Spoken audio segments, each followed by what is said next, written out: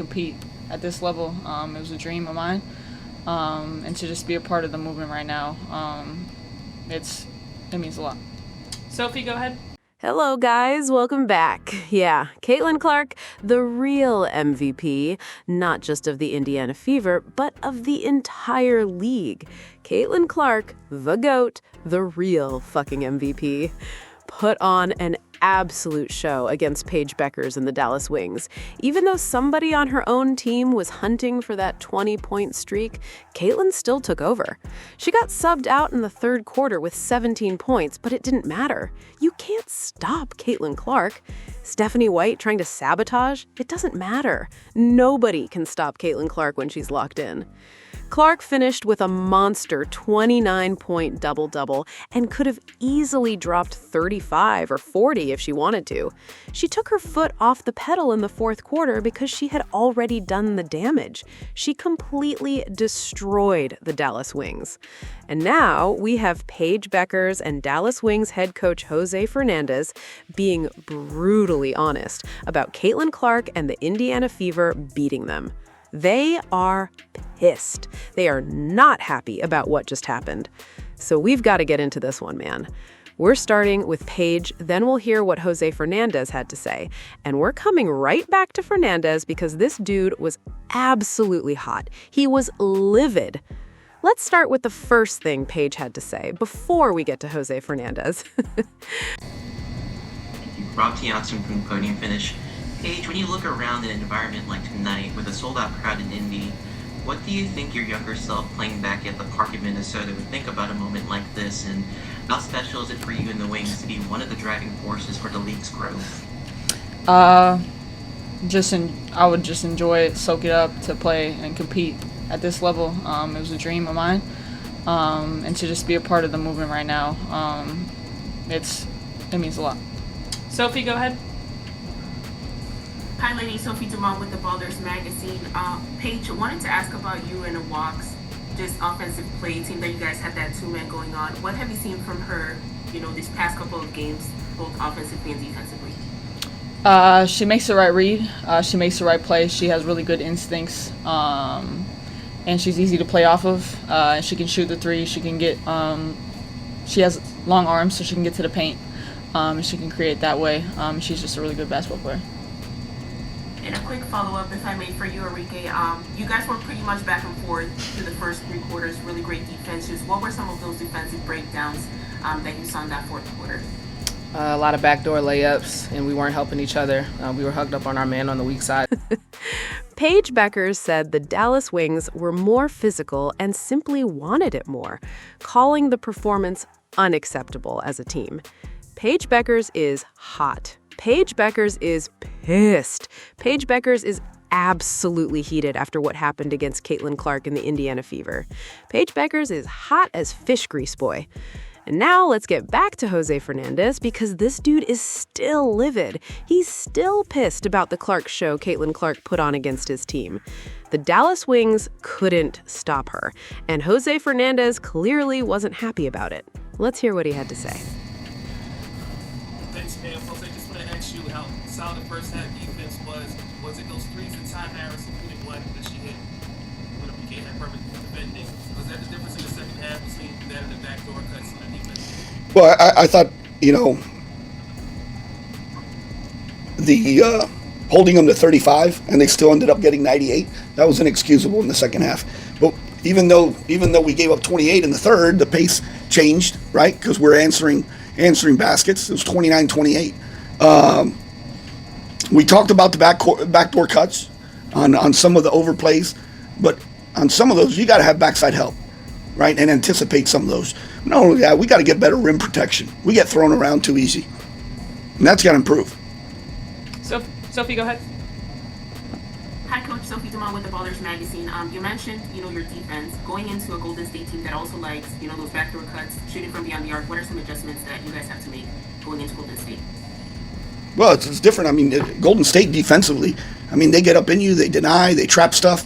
I thought for three quarters the ball moved. We read it, we made extra passes, but in that fourth, we didn't finish around the basket. And, the rim protection, the walling up, and the physicality, That's what it came down to in that fourth quarter. Thank you. Nikias, go ahead. I go back to what the circle back to the offense felt like Indiana started to ramp up the pressure on Paige, put more, with more two on the ball as the game went on. Just how would you guys evaluate the process on the offense? Yeah, but you know what? We invited some of those because now we're going 4-on-3, right? We got the ball in the middle of the floor and we made extra passes, and you're going to get an open shot. They did do a good job getting it out of Paige's hands, but then after that, we got to finish on downhill drives or on reversals to that empty side corner. Maya, go ahead. Hi, Coach. I was just wondering what you thought of Awak's effort and contribution over the last couple games.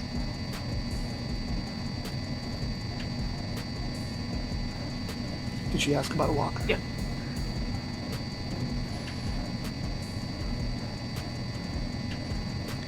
He's got a good opportunity to go to Golden State and rebound and defend and protect the basket. Go to Christian, go ahead. Hey, Coach, you've spoken at length, at times throughout the season about late game scenarios, especially with Paige and shot selection, things of that nature. Is this one of those scenarios where you kind of just let her read and react rather than just draw something up forward down the stretch? Because only had like 2 shots to take in the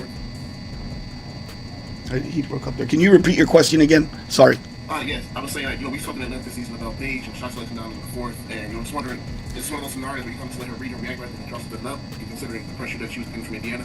Well, we came out of timeouts and ran 2 good quick hitters, and as you saw, I mean, we started to get a lot of actions on the ghost, right, and the step up.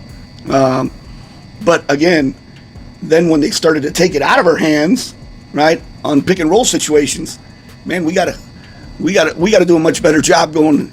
It can't just be Paige the entire fourth quarter to come to the rescue every time, right? So, yeah. Excuse me? What's that? Roster construction. We spoke at length this year about roster construction. Do you think that's the issue in this scenario? You know, we're missing Azy tonight, Isaiah downhill driver, and Jess Shepard. So, I mean, we're without 2 starters and someone that comes off the bench that can get downhill and get to the free throw line against a team like this. So, I was proud of our team's effort for 3 quarters. And I think we can go to Golden State looking at those 30 minutes and then looking at the entire 10 minutes on what we could have done differently on both ends of the floor on the offensive and defensive end in regards to defending backdoor cuts, rim protection, right? The arc personnel, right? The 3-point line. Coaching. All right. You heard what Jose Fernandez said about what happened with Caitlyn Clark in the third quarter. He specifically talked about those Caitlyn Clark backdoor passes that were absolutely killing the Dallas Wings. And remember, we talked about this before the game. Caitlyn Clark was going to be looking for those backdoor passes to Kelsey Mitchell, Aaliyah Boston, McKay, and anybody else cutting toward the basket. Everybody becomes a backdoor pass option when Caitlyn Clark is running the show. Jose Fernandez even admitted they talked about it before the game, so clearly the Dallas Wings knew this was coming. But knowing something is coming and actually stopping Caitlyn Clark are 2 completely different things. And you could tell Jose Fernandez was pissed about that second half. Because what happened in the second half? Caitlyn Clark happened. The girl absolutely went off for 17 points in the third quarter. Then she continued making plays in the fourth, dropping dimes everywhere and delivering 3 straight assists down the stretch. Caitlyn Clark completely changed the game, and Jose Fernandez kept bringing up the third quarter over and over again. They weren't even asking him about it anymore, and he still brought it up. That tells you everything you need to know about how frustrated he was. Now, let's get to Paige Bueckers, because she's not exactly happy either. And here's what's crazy. Paige Bueckers gets a little bit of a double team, and suddenly she disappears. Caitlyn Clark gets double teamed all game, every game, full court, half court, off the pick and roll, blitzes, traps, everything. Caitlyn Clark has defenders coming at her constantly, and she still finds Kelsey Mitchell, Aaliyah Boston, McKay, and everybody else. Paige Bueckers can absolutely ball, though. I am not disrespecting Paige Bueckers. She's a baller. But against that Caitlyn Clark pressure and defense, she wasn't able to handle it the way Caitlyn Clark handled the pressure coming her way. Jose Fernandez is pissed. He's not happy at all. Caitlyn Clark got the Dallas Wings in the second half. 17 points in the third, backdoor dimes everywhere, multiple assists in the fourth, and buckets when her team needed them. Caitlyn Clark did exactly what she had to do against this team. Sorry, Paige. Sorry, Jose. Better luck next time. Get down in the comments and let me know what you think. Make sure you like, comment, subscribe, and share the channel.